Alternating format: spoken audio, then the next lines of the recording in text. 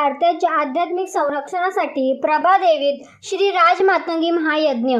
जागतिक अशांतता आणि युद्धजन्य परिस्थितीच्या पार्श्वभूमीवर भारताला अभेद्य आध्यात्मिक संरक्षण कवच लाभावे या उद्देशाने प्रभादेवी येथे सनातन संस्थेच्या वतीने श्री राजमातंगी महायज्ञ उत्साहात संपन्न झाला. नरदुल्ला टँक मैदानात झालेल्या या महायज्ञाला 7,000हून अधिक जास्त भाविक उपस्थित होते. राष्ट्ररक्षण, देशाची प्रगती आणि रामराज्याची संकल्पना साकार व्हावी हा या महायज्ञामागील मुख्य उद्देश होता.